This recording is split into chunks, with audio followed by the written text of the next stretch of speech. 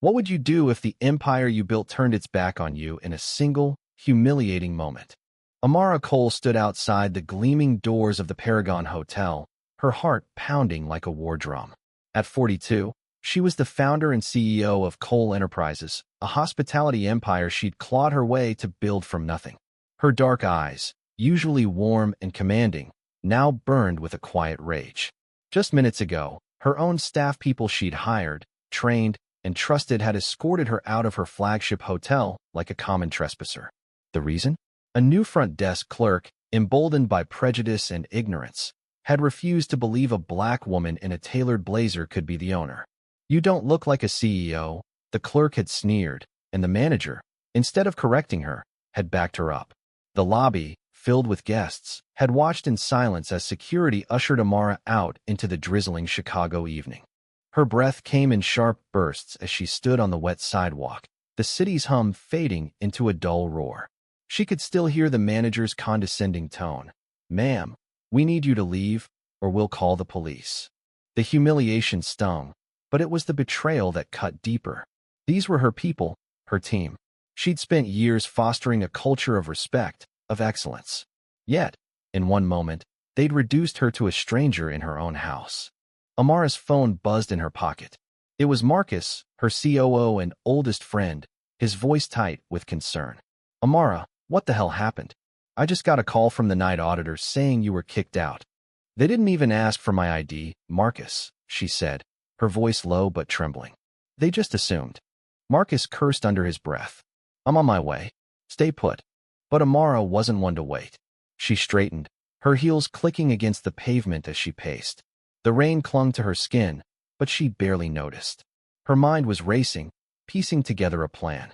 She wasn't just the Siash was the sole owner. Every decision, every hire, every policy traced back to her.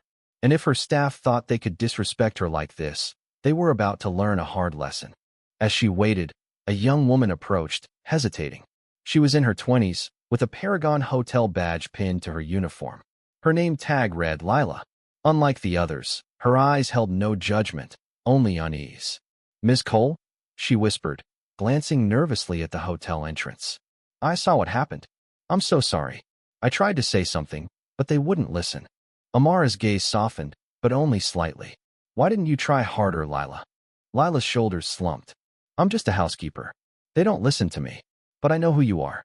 My mom, she read about you in Forbes. You're why I applied here." The words hit Amara like a gust of wind. This was the twist she hadn't expected, a reminder of why she'd built this empire in the first place. It wasn't just about luxury or profit. It was about creating opportunities for people like Lila, people like her younger self, who'd grown up with nothing but grit and dreams. She nodded slowly. "Thank you, Lila. Go back inside. You'll hear from me soon." Minutes later, Marcus pulled up in his sleek black SUV, his face a storm of indignation. "Amara, we're fixing this. Now." They sat in the car, rain pattering against the windows, as Amara made calls. First, to her legal team, instructing them to draft termination notices for the entire front-of-house staff involved in the incident. Then, to her HR director, ordering an immediate review of the hotel's training protocols. Finally, she called an emergency board meeting, her voice steady as steel. "I want every employee who stood by and did nothing gone by morning," she said. "No exceptions." The next hour was a blur of action. Amara re-entered the Paragon, this time with Marcus and her legal counsel flanking her. The same clerk who'd dismissed her froze, her face paling as Amara strode past. The manager stammered, trying to apologize, but Amara cut him off. "You had your chance," she said, her voice slicing through the air. "You're done here."